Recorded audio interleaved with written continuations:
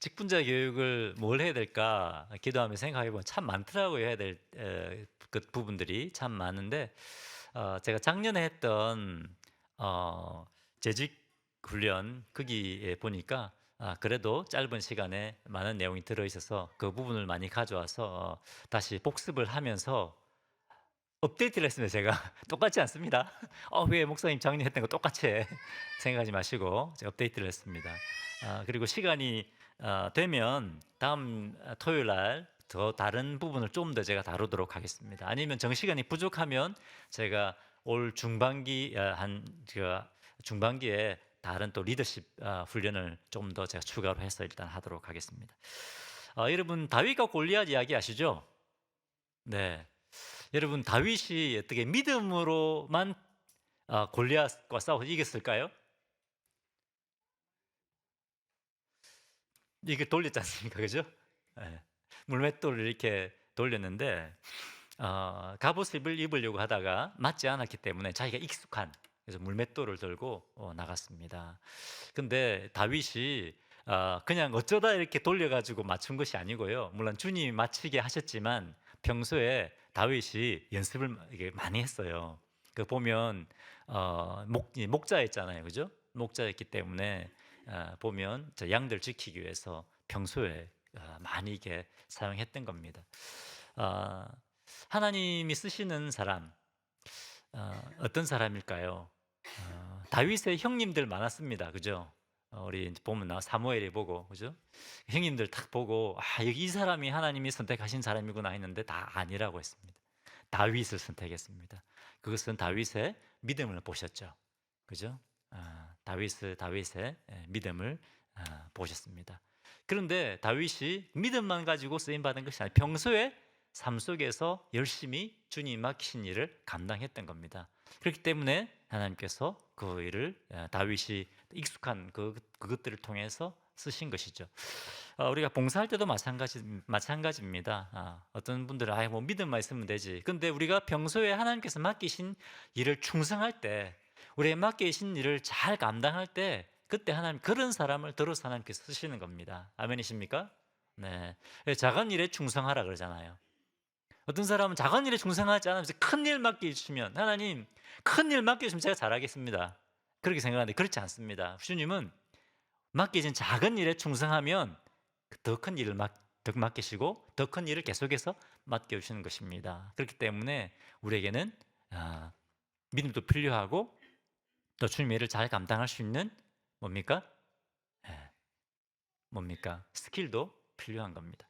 그래서 우리 훈련이 필요합니다. 그래서 우리 주님의 좋은 일꾼들이 되기 위해서 함께 오늘 이렇게 모였습니다. 잘 훈련받고 좋은 주님의 일꾼들이 되어야 되겠습니다. 자, 오늘 제목이 뭡니까? 다 함께 기쁨으로 섬기는 교회. 그렇죠. 우리 교회는 다 함께 기쁨으로 감사함으로 섬기는 교회입니다. 그래서 오늘 이 훈련을 통해서 우리가 더 감사함으로 잘 섬기는 주의 종들이 되어야겠습니다.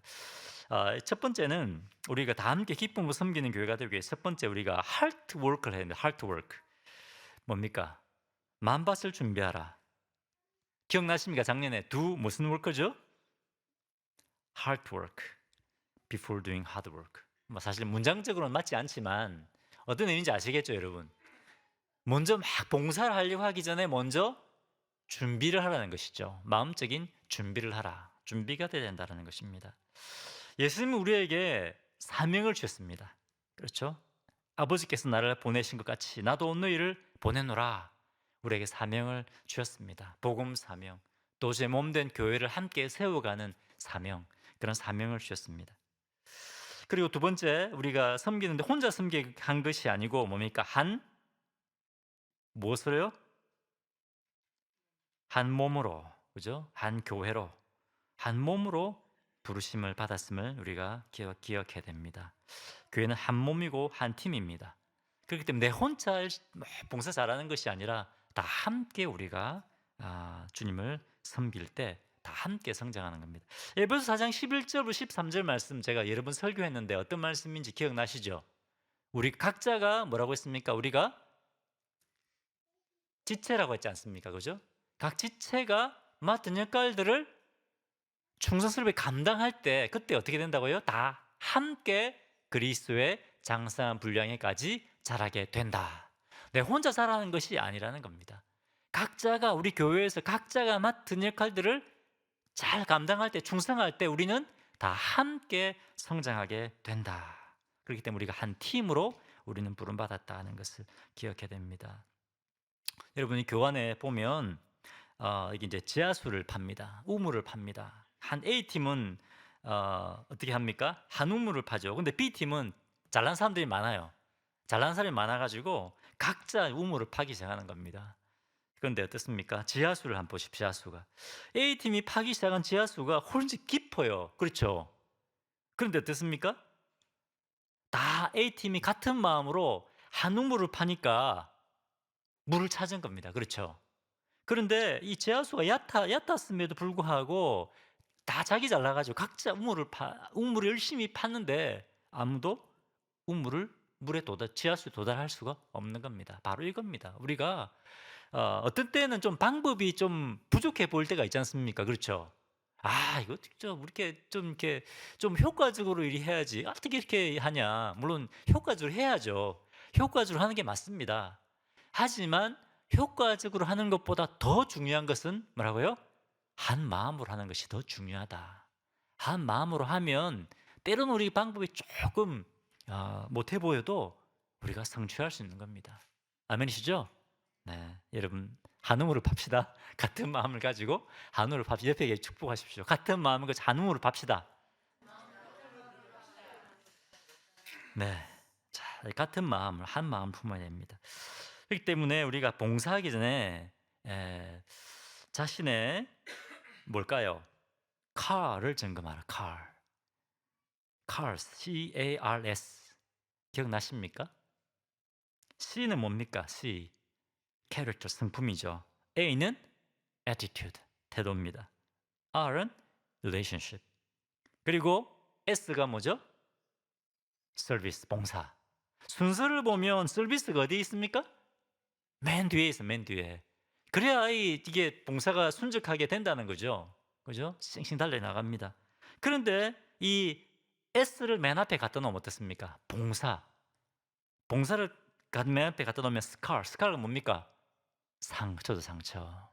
이 봉사하는 게 여러분 잘 해야 됩니다. 먼저 character, attitude, 그다음에 relationship 이것을 먼저 잘 준비하고 그 다음에 봉사를 해야 된다는 것이죠. 이것들을 점검하지 않고 여러분 우리 장거리 여행 가면 어떻게 합니까? 차 점검하지 않습니까? 혹시 오일 새는 거 없는가? 그죠? 혹시 뭐 타이어 펑크는 안 났는가? 점검하지 않습니까? 그 다음에 차를 타고 나가지 않습니까? 마찬가지입니다. 우리가 봉사할 때도 끊임없이 점검을 해야 됩니다. 나의 성품은 성장하고 있는가?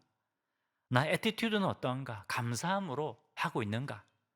그 다음에 관계, 나와 하나님과의 관계는 더 깊어지고 있는가? 또 사랑하는 형제 자매들과 관계는 깊어지고 있는가? 아니면 봉사하는 것 때문에 오히려 하나님과의 관계는 더 멀어지고 형제 자매들하고는 막 이렇게 다툼이 일어나고 분열이 일어나고 그렇게 하는가? 돌아보면서 우리가 봉사를 해야 된다는 겁니다. 아멘이시죠? 네, 이거 안 돼. 이걸 안 해서 여러분 시험에 들고 어려움에 빠지는 교회들이 많습니다. 여러분 그냥 이렇게 쉽게 보지 마십시오. 어, 요즘 뭐 2024년 뭐 교회 트렌드 이렇게 해가지고 우리 교육자님들 뭐 보시는지 모르고 책도 나오고 뭐 유튜브 방송도 하는데 아마 보셨을 겁니다. 그 보면 청년들이 교회를 너무 많이 떠난다는 거예요. 오늘 한국에 청년들이 너무 많이 교회를 떠납니다. 그 이유 중에 하나가 뭔지 아십니까? 이것이 안 돼서 떠나는 거예요. 일 때문에 교회에서 봉사하는 것 때문에 청년들이 상처받아서 교회를 다 떠납니다. 이건 주님과의 관계라든지 어떤 성품이라든지 이런 것들은 성숙할 수 도와주지 않으면서 막 시키는 거예요, 청년들에게. 그러다 보니까 청년들이 지쳐가지고 교회를 떠난다는 겁니다. 정말 우리가 봉사하기 전에 이것들을 잘 돌아볼 필요가 있습니다. 자, 아까 뭐 다 얘기했지만 캐릭터, 내가 봉사하면서 나는 이 봉사를 통해 주님의 인격을 더 닮아가고 있는가? 나의 유익보다 뭡니까? 다른 사람의 유익과 성장이 우선순위를 두라. 고린도서 10장 24절 어떻게 되어 있습니까? 같이 한번 읽어볼까요? 자, 시작. 누구든지 자기의 유익을 구하지 말고 남의 유익을 구하라. 이것이 우리 팀 사역의 스피릿입니다. 우리 교회는 팀 사역을 하지 않습니까? 팀 사역과 그냥 사역의 차이는 뭡니까? 팀 사역. 뭐 이름만 다릅니까? 팀 사역은 같은 뒤에 나오겠지만 같은 비전과 같은 사명을 가지고 뭡니까? 성장입니다. 성장. 옛날에 찬양 사역, 찬양팀 하면 뭡니까? 그냥 찬양 봉사만 하는 거지 않습니까? 팀 사역에서 첫 번째 키워드는 성장입니다. 함께 성숙하는 것입니다. 팀 사역. 또 두 번째는 뭡니까? 두 번째는 그 다음에 리더를 세우는 겁니다. 그 다음에 리더. 팀 사역의 두 가지 키워드는 성숙과 성장, 그리고 그 다음 리더를 세우는 겁니다. 나 혼자 사역 잘하는 것이 아니고, 기존 교회는 어땠습니까? 어떤 한 직분을 받으면 끝까지 그걸 해요. 다른 사람이 봉사할 수가 없습니다. 이거 내 거야. 내 직분이야. 팀 사역은 그렇지 않다는 거죠. 사람들을 키워서 내가 할 수 있는 사역을 뭡니까? 우리 후배들에게, 그죠? 다음 세대에 넘겨주는 것입니다. 그게 팀 사역입니다. 근데 그렇게 하기 위해서는 나의 유익이 아니라 누구의 유익이죠? 다른 사람의 유익을 구해야 돼요. 이것이 팀 사역의 스피릿입니다. 캐릭터, 성품이죠. 이런 성품, 다른 사람의 유익을 위해 봉사하는 것. 이기주의와 개인주의는 교회 공동체를 파괴한다. 봉사를 하는데요, 이기적인 마음과 개인주의를 가지고 섬기는 경우가 많습니다. 우리 교회는 뭐 그런 것이 없습니다만 큰 교회 가면 막 경쟁합니다. 교육자들끼리 경쟁합니다. 진짜입니다. 그리고 이제 해가 바뀌잖아요. 해가 바뀌면 서로 우리 부서에 일꾼을 데려가려고 막 싸웁니다. 줄다리기 합니다. 그렇지 않습니까? 우리 큰 교회 목회하시는 목사님 맞습니까? 이때 아니라고 하면 안 되죠. 그런 얘기를 참 많이 듣습니다. 근데 그것이 아니라는 거죠. 그것이 주님이 기뻐하시는 것이 아니라는 겁니다. 우리 봉사를 통해서 다른 사람 유익을 위해서 섬기는 인격적인 성숙이 이루어져야 된다는 것입니다.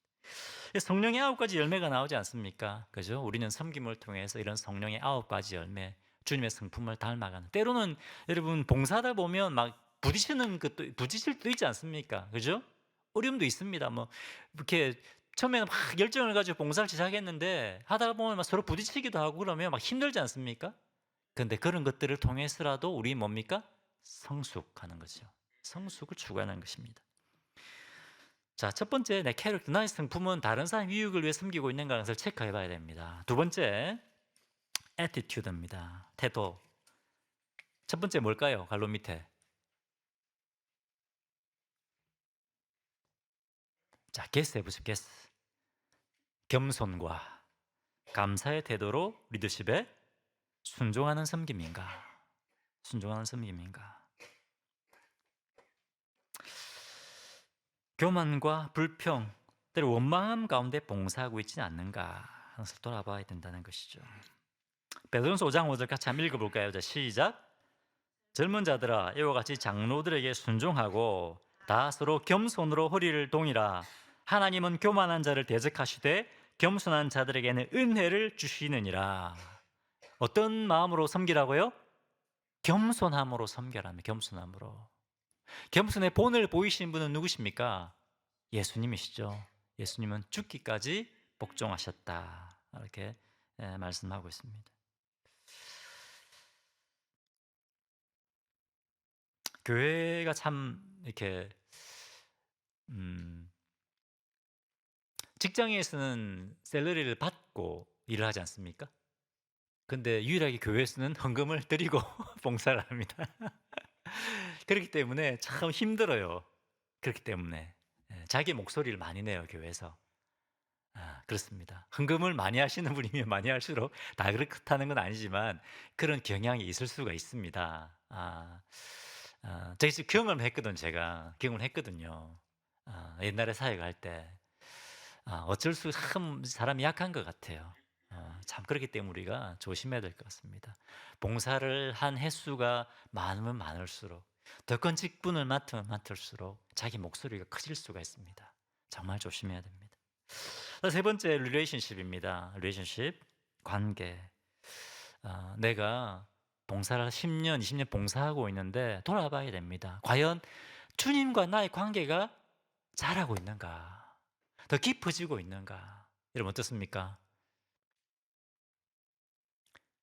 봉사를 하면서 주님과 관계가 더 깊어지고 있습니까? 형제자매들과의 사랑의 관계가 더 깊어지고 있습니까? 한번 돌아보시기를 바랍니다.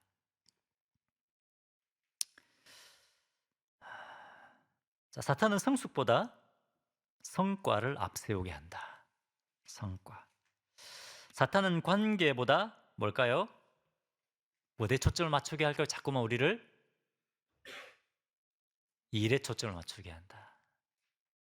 잘못하면 여러분 이렇게 교회 안에서도 어떤 성과나 일에 자꾸 막 초점을 맞추려고 할 때가 있습니다. 물론 효과적으로 해야 됩니다. 맞습니다. 그게 효과적으로 하는 것 맞습니다. 중요합니다. 저는 전혀 중요하지 않다는 것이 아닙니다. 그런데 이런 것들을 추구하다가 다툼이 일어나면 그것은 주님이 원하시는 것이 아니라는 것이죠. 사탄은 합당하지 않은 봉사를 통해서 공동체를 깨뜨리려 한다. 여러분 교회 안에 어떤 교회 안에 어려움이 생길 때 아무것도 안 하시는 분이 어려움을 일으키지 않습니다. 죄송합니다. 자꾸 이렇게 열심히 봉사하시는 분들에게 이렇게 말씀드려 죄송한데 어려움을 일으키시는 분은요. 봉사하시는 분들에게 어려움을 일으켜요. 사탄이 그것을 이용합니다. 그래서 옛날에 김명희 목사님 아시죠? 우리 집 부흥회 강사로 오시던 분이 이런 말씀하시더라고요. 작은 교회는 일꾼이 없어서 힘들고 큰 교회는 뭐 때문에 힘들다? 일꾼 때문에 힘들다. 이분이 그런 얘기를 은퇴하실 때 다 돼가시는 목사님이 그런 말씀하시더라고요. 작은 교회 일꾼이 없어서 힘들다고 생각하지 교회가 커져봐. 일꾼 때문에 힘들어. 그런 얘기를 이렇게 하시더라고요. 그렇기 때문에 우리가 얼마나 봉사로 섬길 때 어떤 마음으로 해야 되는가 하는 것이 중요하죠. 감사당 교회 조현삼 목사님이 이런 말씀을 하셨습니다. 처음에 이제 교회를 부임해서 가셨는데 너무 일을 잘하려고 하시다 보니까 그것 때문에 막 다툼이 일어나더라는 거예요. 잘해야죠. 근데 그것 때문에 다툼이 일어나면 안 되잖아요. 그래서 목사님이 우리 이제 너무 잘하려고 하지 맙시다. 보통으로 합시다. 그럼 우리가 서로 사랑하고 함께 우리 섬깁시다. 그런 말씀을 하셨다고 합니다. 첫 번째, 뭘 점검해야 된다고요? 우리의 cars. 이런 걸 점검하지 않고 막 봉사하다가 보면 시험에 듭니다. 시험에 듭니다. 그렇죠? 자, 여러분 네 번째입니다. 봉사의 동기와 목적을 잊지 마라. 왜 봉사하십니까, 여러분 교회에서? 왜 봉사하십니까? 하나님 사랑하기 때문에 그렇지 않습니까? 또 하나님 사랑하시는 형제자매들을 사랑하기 때문에 그렇습니다. 마태복음 22장 37절에 어떻게 됐습니까? 내 하나님을 내 마음과 뜻과 힘을 다해 내 하나님을 사랑하라. 그리고 내 이웃을 내 몸과 같이 사랑하라. 그렇게 말씀하셨죠. 로마서 12장 1절에 어떻게 말씀하셨습니까? 너희 몸을 하나님이 기뻐하시는 거룩한 산 제사로 드려라. 이 말 하나님께 영광 돌리라는 것이죠. 무엇을 드리라고요? 너희 몸을 드리라. 몸을 드리는 것이 바로 우리가 섬기는 것입니다. 그죠? 봉사하는 것입니다. 말로만 섬기는 것이 아니라 너희 몸을 제물로 바쳐라. 그죠? 요한계시록 4장 11절에 보면 우리 하나님이 영광과 존귀를 받으시기 합당하신 분이시다. 그렇게 말씀하고 있습니다. 자, 두 번째 또 우리가 교회 섬기고 봉사하는 이유가 아까 제가 말씀드렸죠. 우리는 한 지체들이고 예배서 2장 11절에 한 성전이라고 되어 있습니다. 한 성전. 한 성전으로 지어져 가기 위해서. 그죠? 함께 성장하기 위해서 봉사하는 겁니다. 봉사를 해야 성장합니다, 여러분. 봉사하지 않고는 성장할 수 없습니다. 왜냐하면 이것이 주님의 뜻이기 때문에, 이것이 주님의 방법이기 때문에 그렇습니다. 교회에서 각자 맡겨진 지체로서의 사명을 다 할 때 그때 다 함께 몸이 자란다. 이렇게 말씀하고 있습니다. 자, 세 번째. 우리가 섬기는 목적은 제자 삼기 위해서입니다. 여러분, 우리 교회에서 하는 모든 봉사의 목적은 주님의 제자가 되고 제자 삼기 위해서입니다. 일을 잘하기 위해서가 아닙니다. 내가 기도팀으로 섬긴다면 기도팀을 통해서 주님의 제자로 닮아가야 되는 겁니다. 성가대 봉사하면 그냥 찬양만 잘하는 것이 아니라 뭡니까? 그 성가대 봉사를 통해서 주님의 제자가 되어지고 다른 제자 삼는 그 사역을 해야 되는 것입니다. 그것이 우리 봉사의 목적입니다. 자, 봉사의 목적을 다시 한번 읽어보겠습니다. 첫 번째, 자, 시작. 하나님 사랑과 하나님의 영광을 위하여. 두 번째, 서로 격려하고 다 함께 성장하기 위하여. 세 번째, 제자 삼기 위하여. 아멘이십니까? 자, 여기까지 여러분 뭐 어려운 거 있습니까? 없으시죠? 자, 그럼 아까 네 분씩 짝을 지어 보십시오. 네, 짝을 지어 보시고 여기 디스커션 질문이 세 가지 있습니다. 한 10분 정도 좀 디스커션 좀 이렇게 나누는 시간을 좀 가져보시길 바랍니다. 꼭 디스커션 질문에 없는 것을 나누셔도 됩니다. 첫 번째 뭡니까? 하나님께서 깨닫게 해주신 것 한 가지 좀 나누시고요. 뭐 이미 알고 있지만 나중에 새롭게 좀 리마인드 해주셨다. 이걸 좀 나누셔도 되고요. 그 다음에 잘못된 동기로 섬긴 적이 있으면 자기 자신의 경험이나 아니면 다른 분들이 그렇게 해서 좀 교회나 또 우리 형제자매 어렵게 했던 부분이 있다. 그것도 좀 나누시고요. 나는 하나님께서 기뻐하시는 봉사를 위해서 어떤 하트워크가 필요한가, 그런 것도 함께 나눠보시고 그 외에도 또 배웠던 것 오늘 잠시 나눴던 것 가운데 나누고 싶은 부분들이 있으면 나누시기 바랍니다. 자, 시간 없으니까 빨리 움직여 주시길 바랍니다. 뒤로 돌아보시고, 네. 어느 정도 그 나중에 보면 나오겠지만 신앙의 성숙도에 따라서 우리가 또 봉사하는 걸 선택할 필요가 있는데 끊임없이 우리 자신을 돌아봐야 됩니다. 목사인 저도 봉사하면서 내가 어떤 동기로 지금 섬기고 있는가 돌아봐야 되고 우리 각자 맡은 직분자들은 다 그 동기를 계속해서 살 필요가 있습니다. 그리고 뭐 지치지 않도록 이렇게 해야 된다고 해서 뭐 힘든 일은 아예 안 하려고 그러고 편안한 봉사만 하려고 하면 안 되죠. 그렇죠? 또 주님이 은혜를 우리에게 능력을 우리에게 주신다는 것을 우리가 기억해야 되겠습니다. 자, 첫 번째는 우리가 주님을 섬기기 위해서 뭡니까? 마음밭을 준비하라. 그죠? 마음밭을 준비해야 된다. 그걸 말씀드렸고요. 봉사의 동기, 목적 이런 것을 분명하고 우리가 섬겨야 되고. 자, 두 번째 하겠습니다. 두 번째, 얼라인먼트 해야 됩니다. 얼라인먼트. 함께 우리가 섬기기 위해서는 얼라인먼트를 해야 됩니다. 여러분, 차가 막 흔들리잖아요. 뭐 때문에 문제가 있을 경우가 많습니까? 얼라인먼트, 그죠? 얼라인먼트 안 되게 차가 막 흔들리고 많죠. 그때는 자동차 얼라인먼트를 해줘야 됩니다. 그때 차가 잘 달려나가는 것이죠. 우리가 함께 봉사하다 보면 함께 이렇게 얼라인먼트 해야 될 부분이 있습니다. 함께 일치시켜야 되는 것들이 있습니다. 첫 번째는 뭡니까? 믿음을 일치시켜야 됩니다. 일치된 교회론. 여러분, 교회는 고백 공동체입니다. 고백 공동체. 같은 믿음을 고백하기 때문에 고백 공동체라고 합니다. 같은 믿음을. 사실 이제 우리 이민교회 같은 경우에 교단 간의 이동이 되게 많지 않습니까? 그죠? 이전에 뭐 장로교회 다녔다가 또 침례교 오신 분도 계시고 또 침례회 다니다가 감례회 가시는 분도 계시고 그러다 보니까 교회론이 많이 섞여 있는 경우가 많습니다. 직분도 다 다르잖아요. 그죠? 이게 뭐 별거 아닌 것 같죠. 우리 그냥 성도님들은 뭐 그게 중요하냐, 신앙생활 잘하면 되지, 보통 그렇게 생각을 하십니다. 그렇죠. 하지만 같은 교회론을 갖는 것은 되게 중요합니다. 언제 이것이 표가 나느냐? 중요한 결정을 내릴 때. 평소에는 몰라요. 근데 중요한 결정을 내리려고 할 때 그때 의사를 결정하는 방법도 교단별로 차이가 납니다. 교회 정치도 차이가 나고 그렇기 때문에 갈등이 생길 수가 있어요. 그래서 일치된 교회론을 가진 필요가 있습니다. 사실 교회 오래 다녔던 분들도 교회가 뭡니까? 라고 물어보면 교회에 대해서 잘 이렇게 대답하지 못하는 걸 보게 됩니다.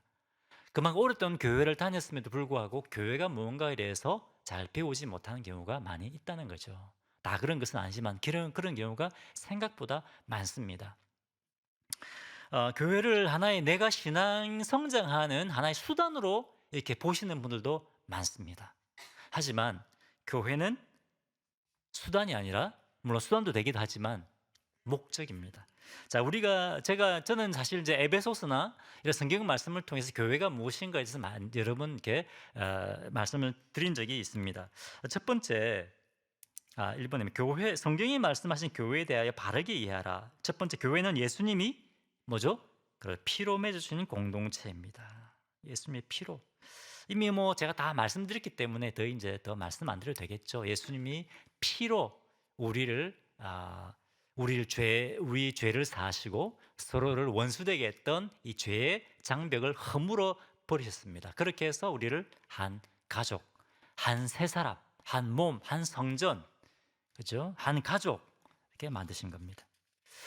두 번째, 교회 공동체는 수단이기 전에 하나님의 뭐라고요? 네, 뭐라고요? 목적, 그렇죠. 그래서 구원받은 개인과 교회 공동체는 분리되어 존재할 수 없습니다. 왜냐하면 에베소서를 보시면 아시겠지만 2장에 우리가 허물과 죄로 죽었던 자들이 예수님의 은혜로 말미암아 구원받는다 말씀 나오잖아요. 그 다음에 뭐가 나옵니까? 교회에 대한 이야기가 나옵니다. 그죠? 우리는 구원받는 즉시 하나님의 가족이 되고 교회로 연합되는 것입니다. 그리고 내 개인의 구원과 교회는 따로 생각할 수가 없습니다. 그리고 에베소 3장에 교회를 뭐라고 했습니까? 그리스도의 비밀, 신비라고 해요. 신비. 그죠? 어떻게 이방인들이, 서로 원수였던 자들이 하나 될 수 있는가? 그리고 어떻게 예수님의 피로 우리를 하나 되게 할 수 있는가? 이게 도저히 이해할 수 없다. 그죠? 그래서 신비입니다. 신비. 예수님은 교회를 세우기 위해 십자가에 피 흘려 죽으셨다. 아멘이십니까? 많은 사람들이 예수님이 내 죄를 위해 십자가에 죽으셨다라는 것을 인정하지만 예수님이 우리 교회를 위해 죽으셨습니다. 우리가 교회 되기 위해 죽으셨습니다라고 하면 사람들이 그것에 대해서는 잘 와닿지 않는 것 같아요. 분명히 그런데 예수님은 하나님의 피로, 분명히 성경에 보면 하나님이 피로 값주고 사신 교회 이렇게 말씀하고 있습니다. 주님이 우리 교회를 세우기 위해서 십자가에 죽으셨다. 우리가 한 가족 되기 위해서 십자가에 죽으셨다. 이것을 깨달으면 여러분 교회가 얼마나 소중한지 깨닫게 되죠. 아멘이십니까? 많은 사람들이 이것을 깨닫지 못하기 때문에, 이것을 생각하지 못하기 때문에 교회를 그만큼 사랑하지 않습니다. 자, 공동체성을 가지신 삼위일체 하나님은 교회 공동체를 세우기 원하셨다. 하나님 존재 자체가 그죠? 삼위일체시기 때문에 주님은 공동체를 원하시고 우리의 공동체 되기를 원하셨다는 겁니다. 그리고 세 번째, 하나님은 무엇을 통해 일하신다고요? 교회를 통해 일하십니다. 교회를 통해서 하나님 나라를 드러내십니다. 하나님 놀라운 구원의 지식과 하나님 나라의 지혜를 드러내신다고 말씀하고 있습니다. 그 다음에 네 번째, 하나님은 교회 공동체를 통해서 성도가 다 함께 성장하게 하셨습니다. 아멘이십니까? 예.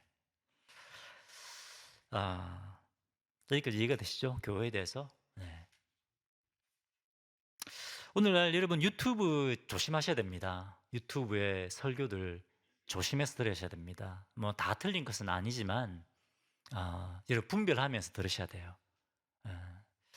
그래서 교회에 대해서 여러분 이 설교자가 제대로 그런 교회관을 가지고 말씀을 전하고 있는가, 바른 구원관을 가지고 지금 이 말씀을 전하고 있는가, 여러분 다 평가를 해보시면서 들으시기를 바랍니다. 이상하신 분 그 설교 들으지 마시고 네, 좀 이상하다 싶으면 저에게 물어보십시오. 제가 점검해보고 말씀드리겠습니다. 두 번째, 성경이 말씀하시는 교회 회원의 개념을 이해해야 됩니다. 교회 회원. 오늘날 교회가 교회 회원권에 대해서 중요하게 얘기하지 않습니다. 언제부터 그렇게 됐느냐? 교회 성장을 추구하면서부터 그렇게 됐습니다. 1980년대, 70년대, 80년대 교회 성장학이라는 것이 나오기 시작하면서 막 그때부터 대형교회들, 초대형교회들이 나오기 시작했거든요. 그러면서 교회 멤버십에 대한 개념이 완전히 사라져 버렸습니다. 그 이전에는 그렇지 않았거든요. 이거 교회 회원 이렇게 막 얘기하면 교회 이렇게 해서 교회 성장하겠나? 이 교회 갔더니 교회 멤버가 되겠어요. 이렇게 저렇게 해야 됩니다. 이 교회 뭐 교회가 여기만 있나? 딴 교회 가면 되지 뭐. 그렇게 하기 때문에 더 이상 교회들이 교회 회원권에 대해서 강조를 하지 않게 됐다는 것이죠. 근데 그것이 지금 오늘날 교회가 병들게 된 근본적인 원인 중에 하나입니다. 그때 교회 회원권 정말 중요합니다. 특별히 우리 침례교회는 교회 회원권을 굉장히 중요하게 여깁니다. 옛날에는 교회 침례교회들과 큰 교회들이 없었어요. 왜? 교회 회원권을 중요하게 여겼으니까. 지금 대형 교회들이 많잖아요.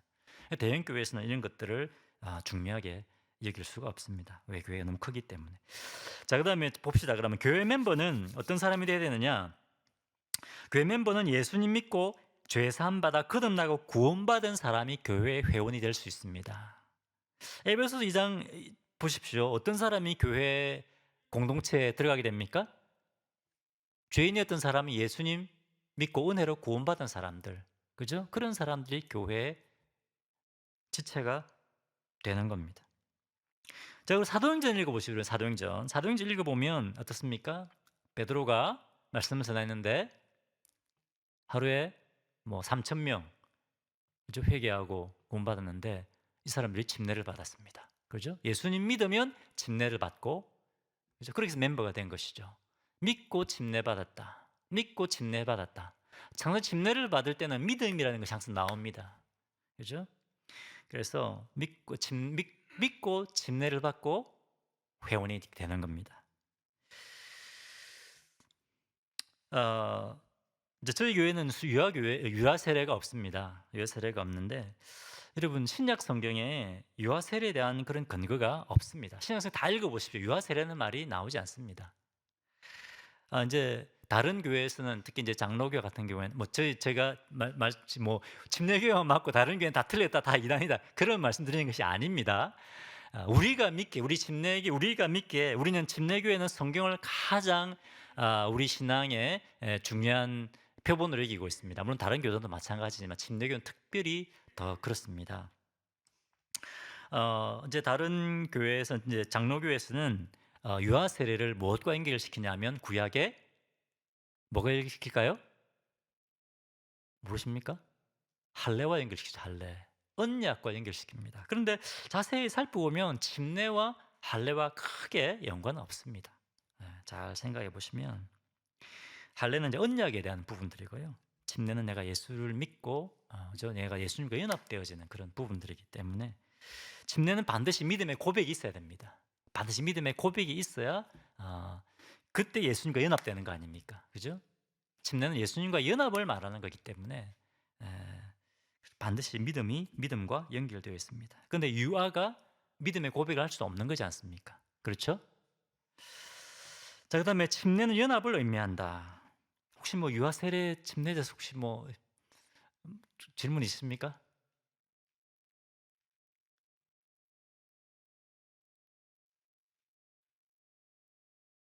네, 침례는 연합을 의미합니다. 침례는 무엇과 연합입니까?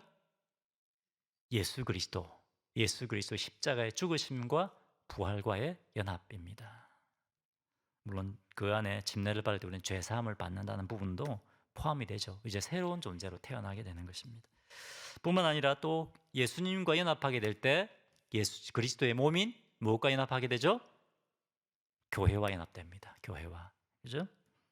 예수 그리스도와 연합되고 또 예수 그리스도의 몸인 교회와 연합되는 것, 그것이 바로 침례입니다.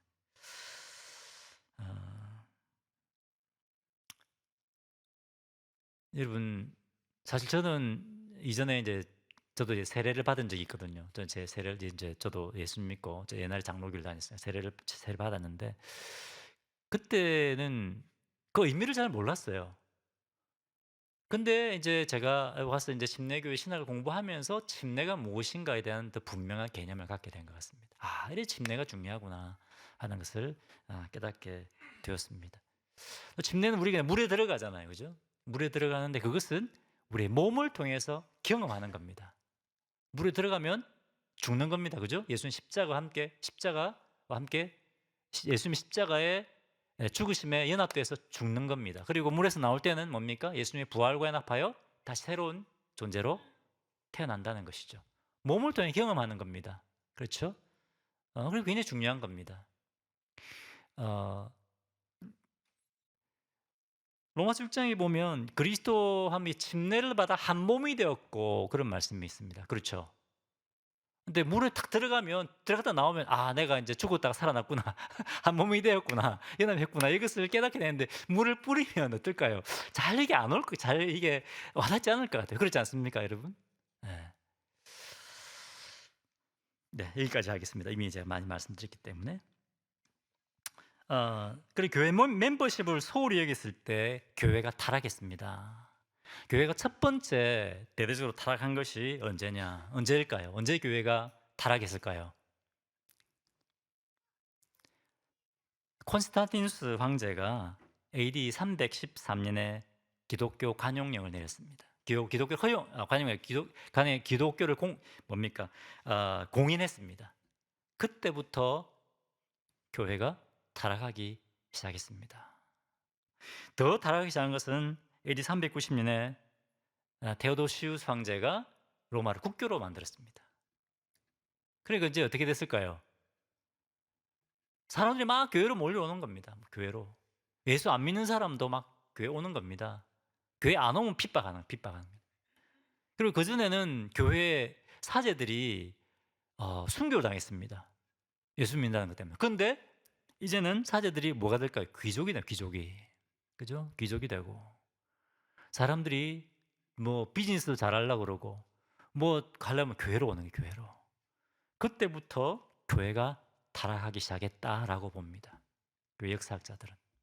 또 언제 또 이런 또 교회 멤버십을 소홀히 여기서 또 타락했던 것이 영국 국교회입니다. 영국 국교회.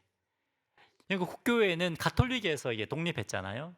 그런데 똑같았어요. 이름만 국교회로 바뀐 것이지 하는 것은 가톨릭하고 똑같았습니다. 영국 국교회 회원이 안 되면요 핍박이에요. 핍박. 교회가 타락하는 거죠.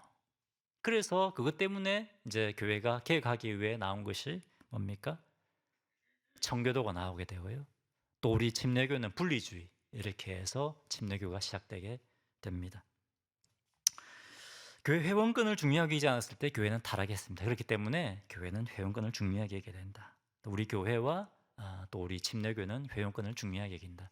그렇기 때문에 회원이 되기 위해서는 기본적으로 우리가 해야 되는 것들이 있죠. 그죠? 예수님을 믿고 그리고 침례를 받아야 되고 또 그렇지 않아야 우리 교회 뉴라이프 시리즈 그죠? 기본 과정들을 하고 우리 교회에서 정해놓은 과정들을 받아야 해야 교회 멤버가 정식 회원이 될 수가 있습니다. 그런 기준들을 세우는 겁니다. 자, 저번에도 말씀드렸지만 한 침례교회인데 좀 큰 교회입니다. DC 쪽에 있는 큰 교회가 목사님을 이제 청빙을 하는데 교회를 떠났다 오랫동안 안 오던 분들이 교회 청빙하는데 투표로 나온 거예요. 이분을 다 투표했습니다. 그런 일이 있었습니다. 그 말이 안 되잖아요, 그죠?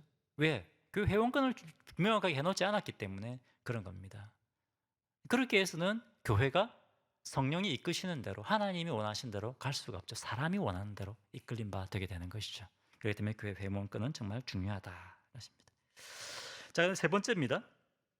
회중교회와 민주주의의 차이를 이해해야 됩니다. 우리 회중교회는 민주주의가 아닙니다. 어떤 분들은 침례교회를 이렇게 민주주의로 오해하시는 분들이 가끔 있더라고요. 목사님도 한 표, 나도 한 표. 그렇지 않습니까? 근데 침례교회는 민주주의가 아닙니다. 교회는 누가 주인입니까? 예수 그리스도. 침례교회 정신은 성령이 주인데 성령이 이끄시는 교회가 침례교회입니다. 민주적인 절차를 거치죠.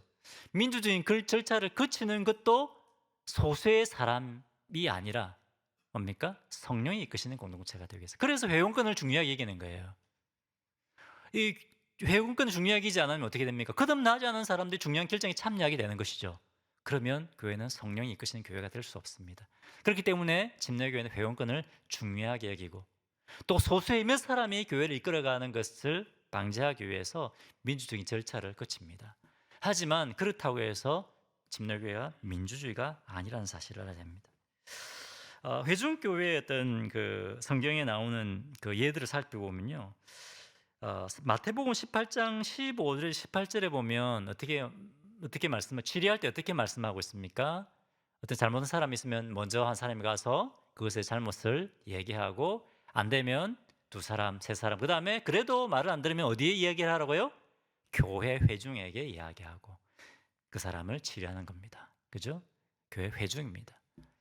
목사나 어떤 장로들이 치료를 결정하는 것이 아니라 교회 회중이 결정했다는 것입니다.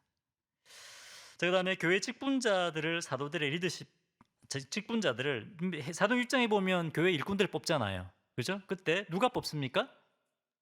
회중이 뽑습니다. 그죠? 회중이. 그런데 그냥 뽑는 것이 아니라 사도들의 리더십 아래에서 선출했습니다. 아무나 뽑은 것이 아니죠. 기준이 있었습니다. 그렇죠? 지혜와 성령에 충만한 사람들 추천받았습니다. 그렇죠? 그 사도들이 그것에 대해서는 가이드라인을 준 거예요. 리더십 안에서 이루어진 겁니다. 사람들이 자기 원하는 사람 뽑은 게 아니에요.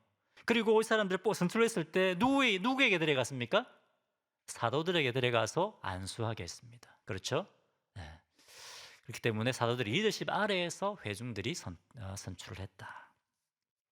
자, 교회의 주인이자 머리는 예수 그리스도입니다. 그렇기 때문에 누구의 뜻을 구해야 될까요? 예수님의 뜻을 구해야 됩니다. 근데 어떤 교회는 우리 성도들이 이걸 원합니다. 우리 성도들이 이걸 원하기 때문에 이걸 해야 됩니다. 그렇게 기준을 그렇게 하는 교회들이 있습니다. 그렇게 하면 안 됩니다. 그러면 교회가 아니라 사람들의 모임이 되고 맙니다. 성도들이 원하는 것이 아니라 주님의 뜻을 구하고 주님의 뜻대로 하는 것입니다.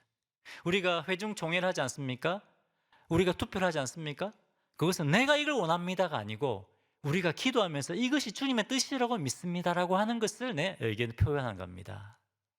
이해가 되시죠? 네. 자, 그리고 교회를 위하여 지도자를 세우셨습니다. 교회 영적 권위가 있습니다. 교회의 주인은 누구라고? 예수 그리스도죠. 그리고 우리 권위는 예수 그리스도와 하나님의 말씀인 성경에 있습니다. 예수 그리스도와 하나님의 말씀인 성경에 권위가 있습니다. 그런데 하나님이 교회를 이끌기 위해서 누구를 세우셨습니까? 교회의 지도자를 세우셨습니다. 그죠? 물론 교회 지도자가 독재를 하면 안 되겠죠. 독재를 하면 안 되겠지만 지도자에게 영적 권위를 주셨다는 사실을 인정해야 됩니다. 목사님도 한 표, 나도 한 표, 이것이 아닙니다. 그죠? 자, 빨리 하도록 하겠습니다. 성경이 말씀하신 직분의 개념을 이해를 해야 됩니다. 좀 침례교는 독특하죠. 이제 장로가 없습니다. 여러분, 침례교 장로가 없습니까? 자, 침례교 장로 있다, 없다. 자, 1번 장로 있다. 손 들어 보십시오. 장로 있다. 장로 있다. 제가 저번에 제가 이걸 가르쳤는데 장로가 없다. 장로가 없다. 목사가 장로죠. 목사가. 여러분, 장로 있습니다. 목사가 장로이고 감독입니다. 이제 평시도 장로가 없는 것이죠. 여러분 생각에 평시도 장로가 없다. 안수집사가 장로가 아닙니다. 안수집사님이 장로 아닙니다. 이름 어떤 분들은 침례교에서는 안수집사가 장로 역할을 합니다. 아닙니다, 여러분. 그럼 이름을 장로로 하지 왜 안수집사로 했을까요? 다릅니다. 침례교회 안수집사님들이 장로가 아닙니다. 장로는 목사가 장로입니다. 감독입니다. 제 말이 아니고 원래 침례교가 그렇습니다. 장로교도 마찬가지입니다. 장로교회도 목사와 장로는 같은 직분입니다. 죄송합니다. 목사와 감독은 같은 직분입니다. 목사와 감독은 같은 직분입니다. 왜 그러냐? 왜 그렇게 되어 있느냐? 여러분 성경 말씀 한번 보십시오. 사도행전 20장 28절 한번 보십시오. 사도행전 20장 28절. 자, 이 말씀은 여러분 교재 나옵니다. 자, 이 말씀은 언제 한 겁니까? 바울이 에베소 교회 장로들을 모아놓고 마지막 고별 설교했을 때 했던 말씀입니다. 자, 같이 사도행전 20장 28절 같이 읽어보겠습니다. 시작. 여러분, 장로들은 자기를 위하여 또는 온 양떼를 위하여 삼가라. 성령이 그들 가운데 여러분을 감독자로 삼고 하나님이 자기 피로 사신 교회를 보살피게 하셨느니라. 그렇죠. 지금 여러분은 누굽니까? 장로들이죠. 그죠? 장로들은 여러분은 장로인 여러분들은 자기를 위하여 또 온 양떼를 위하여 삼가라. 성령이 그들 가운데 여러분을 뭐로 삼으셨다고요? 감독자로 삼으셨다. 그러면 장로들이 결국 뭐라고요? 감독이다. 그죠? 장로 감독이다. 그 다음에 또 이 장로들에게 감독들에게 뭘 맡기셨다고요? 양들을 목양하게 했다. 이 말은 원래 패스트 이게 목사라는 말이 동사로 쓴 거예요. 목양하게 했다. 목사라는 거예요. 장로가 감독이고 감독이 뭐라고요? 목사라는 겁니다. 그래도 의심이 가시면 여러분 디도스 1장을 펴보십시오. 디도스 1장 성경 펴보십시오. 디도스 1장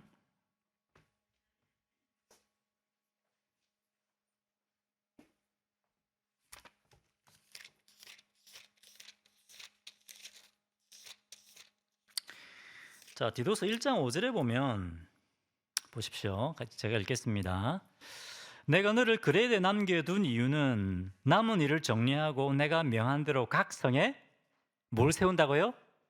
장로들을 세우게 하려 함이니. 그죠? 바울이 디도를 그레데 남겨둔 것은 교회 지도자들 장로들을 세우게 하기 위해서 남겨뒀다고 되어 있습니다. 그러면서 이제 장로의 자격에 대해서 말씀하고 있죠. 책망할 것이 없고 한 아내의 남편이며 방탕하다는 비난을 받거나 불순종하는 일이 없는 믿는 자녀를 둔 자 할지라. 그 다음에 7절 뭐가 나옵니까? 7절 감독은 지금 누구의 자격에 대해서 얘기하고 있습니까? 장로의 자격에 대해서 얘기하고 있습니다. 그런데 감독은 얘기하고 있습니다. 이게 무슨 말입니까? 이 당시에 장로가 뭐라고요? 감독이라는 거죠. 같이 인터체인지를 써서 사용했다는 겁니다. 장로라고 부르기도 했다가 감독으로 부르기도 했다가 그죠? 그랬다는 것이죠. 그렇기 때문에 장로와 감독은 같은 직책입니다.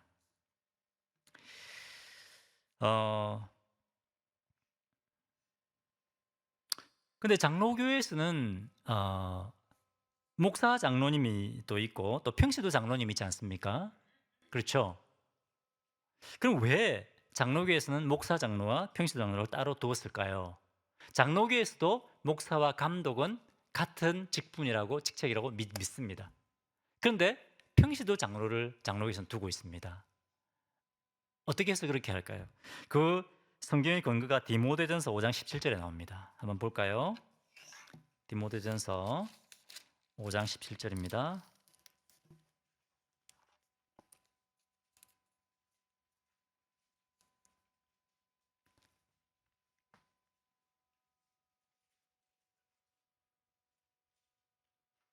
자, 같이 한번 읽어보겠습니다. 자, 시작. 잘 다스리는 장로들은 배나 존경할 자로 알되 말씀과 가르침에 수고하는 이들에게는 더욱 그리할 것이니라.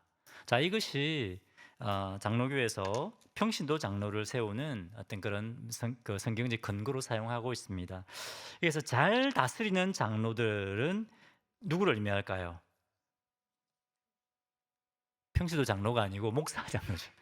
그죠? 말씀과 가르침에 수고하는 이들에게 더욱 배나 존경해라 이런 말입니다. 배나 존경해라. 그죠? 누구를 배나 존경한다고요? 잘 다스리고 말씀을 가르치는 장로님들을 배로 존경하라. 그렇기 때문에 이 말씀에서 목사님, 장로님들을 이제 말하는 거예요. 이게 되시죠? 일반 장로님들은 평신도 장로예요. 그렇게 보고 있습니다. 여러분 어떻습니까? 이 말씀이 평신도 장로와 목사님 장로들을 이렇게 분리할 만큼 그렇게 분명하게 그렇게 주시는 그런 말씀이라고 생각되십니까? 신학적 근거가 분명하다고 생각하십니까? 제가 말하면 무슨 말인지 이해가 잘 안 되시는 모양인데 그렇습니까? 이 말씀으로 평신도 장로와 목사 장로를 이렇게 나눌 수 없죠. 그렇지 않습니까? 명확하지 않지 않습니까? 그죠? 이해가 되십니까? 별로 반응이 없으시네. 제가 이제 이런 말씀을 드리는 이유는 뭐냐면 특히 한국 교회 같은 경우에 장로교나 감리교회가 많지 않습니까? 그렇기 때문에 좀 왜 우리는 침례교회는 장로가 없느냐, 우리가 이상하지 않느냐, 그것이 아니라는 걸 제가 지금 말씀드리기 위해서 지금 말씀 전하는 거예요. 이해되십니까? 네. 성경에서 우리가 집내교회에서 우리가 믿는 것은 목사가 감독이고 감독이 장로다. 그죠? 인터체인지로 하게 우리가 쓸 수 있다라고 하는 것이죠. 집내교회 장로가 없는 것이 아닙니다. 장로는 목사가 장로다. 장로 역할은 치리하는 역할이고 또 말씀을 가르치는 역할입니다. 그래서 이제 쉽게 얘기하면 장로교에서는 강도권과 치리권 두 개를 다 가지고 있는 장로가 목사님, 장로입니다. 그런데 평신도 장로는 강도권은 없고 치리권만 가지고 있습니다. 그것이 평신도 장로이죠. 그래서 이제 목사님들이 교회 리더십을 가지고 교회를 이끌어 나가게 되는 것이죠. 장로의 역할, 목사의 역할, 감독의 역할은 교회를 치리하는 역할, 교회를 치리하는 역할입니다. 치리한다는 말은 뭐냐? 교회를 이끈다는 말입니다. 이해되시죠? 네. 그러면 집사의 역할은 뭐냐? 두 번째, 집사는 섬기는 역할입니다. 집사님들이 교회를 치리하는 역할이 아닙니다. 안수 집사님들이 교회를 치리하는 역할이 아닙니다. 장로 역할이 아닙니다. 집사님들은 섬기는 역할입니다. 교회를 이끌고 리드하는 역할은 누구라고요? 목사의 역할입니다. 집사님들은 치료하는 섬기는 역할입니다. 그런데 교회에서 죄송하지만 이 질서가 깨어지면 교회는 어려움에 빠지게 됩니다. 제가 미국 교회에서 이제 인턴을 할 때 그때 안수 집사님들을 뽑았거든요. 안수 집사장이 계속 이 말씀을 하시더라고요. 집사는 룰링하는 것이 아니고 서빙하는 것이다. 계속 얘기하더라고요. 왜 우리는 전성적으로 뭘 하고 싶어 합니까? 다스리기 원하거든요.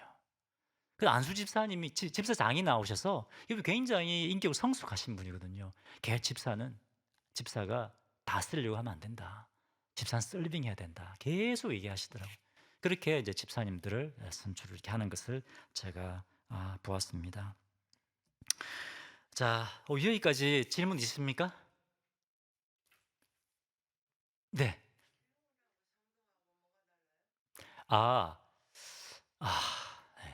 성도는 이제 사실 성도라고 하는 말은 사실 우리가 이제 그냥 어떤 분을 부를 때 이제 성도라고 부르잖아요. 사실은 어떻게 보면 이 말이 맞는 말은 아니에요. 왜냐하면 성도라고 하는 것은 무리도자거든.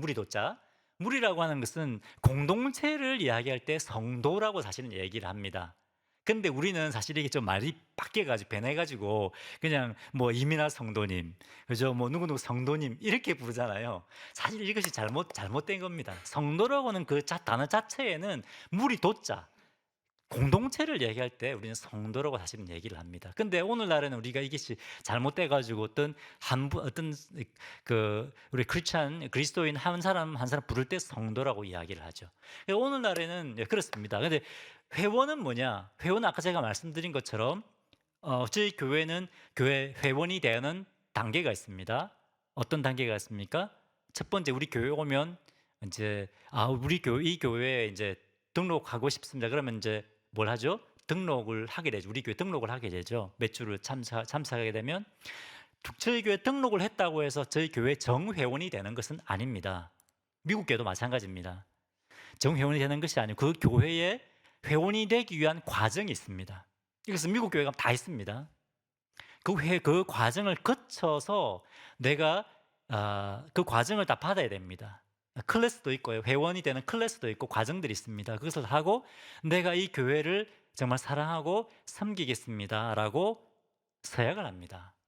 그렇게 했을 때 이제 회원들이 그 앞에서 이분이 우리 교회 회원이 되기 원하는데 여러분 어떻게 이분을 받아들여도 될까요? 이렇게 이제 그 예배 때 아니면 임시 총회 때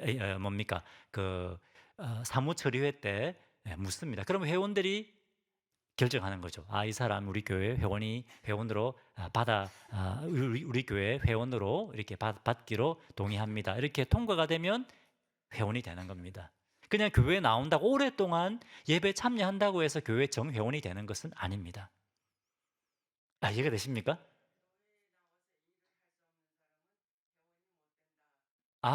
그것이 아닙니다. 그것이 아닙니다. 그 말이 아닙니다. 아닙니다. 그것이 아니고요. 과정이 있다니까요. 그 이제 예를 들어서 처음 이제 예수님을 첫 번째는 예수님 인격적으로 영접해야 되겠죠. 그죠? 예수님을 믿어야 됩니다. 그리고 과정을 기본적인 성경 과정을 거치고 난 다음에 침례를 받아야 됩니다. 그죠? 그다음에 "내가 이 교회를 사랑하고 섬기겠습니다." 라고 뭐 일을 못 한다고 연세 들어서 일을 못 한다고 뭐 자매님 뭐 형제님 자매님 우리 교회 회원 안 됩니다. 그것이 아니라는 거예요.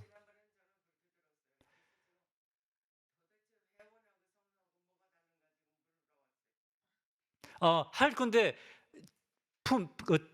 충분히 자기가 섬길 수도 있는데 봉사를 하지 못한다고 봉사를 안 한다고 하면 그것은 회원이 될 수가 없죠. 그것이 그것이 아닙니다. 예, 좀 오해하시는 것 같은데 지사님 오해를 하시는 것 같은데 제가 나중에 그것에 좀 얘기를 좀 나누면 좋을 것 같습니다. 아 교회는 누구든지 올 수 있습니다. 누구든지 올 수 있고 누구든지 예배 드리고 참여할 수 있습니다. 예. 자 여기까지 하시고 또 다른 질문 있습니까? 없으면 개인적으로 아직 시간이 없으니 개인적으로도 질문해 주시고요. 아까처럼 이렇게 좀 그룹을 채워서 계속 디스커션 좀 이렇게 나눠 주시면 좋겠습니다. 남은 부분은 저희가 다음 주에 하도록 하겠습니다. 좋으시죠? 예. 이거 진도가 너무 느린 것 같습니다.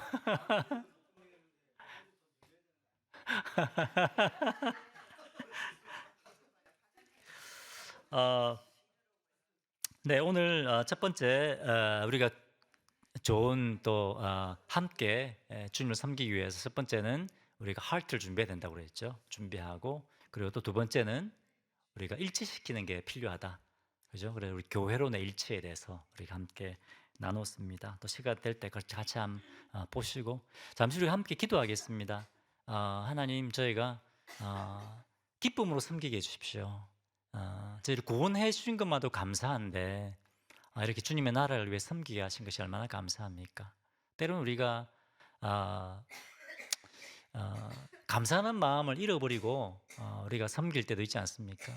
근데 사실 우리가 자격이 안 되는 사람이거든요. 자격이 안 되는 자들에게 이 은혜를 주시고 또 능력도 주시고 또 필요 주시고 우리 안에서 일하고 역사해 주시고 그것에 우리가 감사하는 기도를 드리고 하나님 우리 세상의 빛교회가 빛교 우리 성도들이 함께 섬김으로 다 함께 성장하고 같은 마음 같은 또 믿음을 고백하는 그런 공동체가 될 수 있도록 함께 기도하도록 하겠습니다. 같이 기도합시다. 하나님 아버지 감사합니다. 그래서 정말 저희가 자격이 되지 않는 자들을 주님 구원하여 주시고 주님의 자녀 되게 하시고 성령님 보내주시고 하나님 또 모든 필요를 공급해 주시고 하나님 나라를 위해 쓰임 받을 수 있는 놀라운 특권을 주셔서 감사하고 찬양합니다. 때로 하나님 저에게 직분 맡겨주신 것에 감사하지 못하고 때로는 저희가 불평할 때도 있고 감사하지 못함으로 숨길 때도 있지 않습니까? 하나님 아버지 이 시간 다시 한번 제 삶을 돌아보게 하여 주시고 우리의 섬김의 동기를 살펴보게 하여 주시고 기쁨과 감사함으로 섬기게 하시고 또 우리 세상의 빛교회 하나님 우리 모든 성도들이 하나님 또 주님을 주님 앞에 사역자로 부름받은 것을 깨닫게 하시고 정말 기쁨과 감사함으로 섬기며 같은 믿음을 가지고 같은 믿음을 고백하고 섬기는 주의 종들 되게 하여 주옵소서. 기도하겠습니다. 할렐루야. 하나님 참으로 감사합니다. 주님의 그 십자가의 보혈로 저희를 존귀한 주님의 자녀가 되게 해주시고 또 하나님 아버지 저희가 온전하지 못하고 자격이 되지 않는 자들인데 하나님의 나라 하나님 나라의 복음을 위하여 교회를 위하여 주님 피로 값주고 사신 이 소중한 교회를 섬길 수 있는 놀라운 직분을 주신 것을 감사하고 찬양합니다. 하나님 때로는 저희가 이 직분 맡겨주신 것에 대한 감사함을 잊어버리고 때로는 억지로 저희가 섬길 때도 있습니다. 용서하여 주십시오. 감사함으로 섬기지 못하고 불평하며 섬길 때도 있었습니다. 하나님 형제자매들을 섬기고 세우고 주님 높여주기보다 자신의 유익을 위해 또 섬겼던 그러한 동기로 섬겼던 때도 있습니다. 용서하여 주시고 하나님 정말 주님의 영광을 위하여 또 다 함께 성장하기 위하여 저희가 주님의 제자 되고 제자 삼는 이 사명을 위하여 기쁨으로 겸손하게 섬기게 하여 주옵소서. 다 함께 저희가 성장하게 하여 주옵소서. 또 하나님, 저희가 다 신앙의 배경이 다 다릅니다. 그럼에도 불구하고 또 저희를 한 교회로 불러주셨사오니 같은 믿음을 고백할 수 있는 그런 고백 공동체가 될 수 있도록 저희를 인도하여 주시옵소서. 주님, 저희는 사역자로 부름받았습니다. 우리 모든 세상빛교회 우리 성도님들이 주님 사역자인 것을 깨닫게 하시고 주님 앞에 기쁨으로 자신의 삶을 드리는 사역자들 되게 하여 주옵소서. 예수 이름으로 기도합니다. 네, 수고하셨습니다.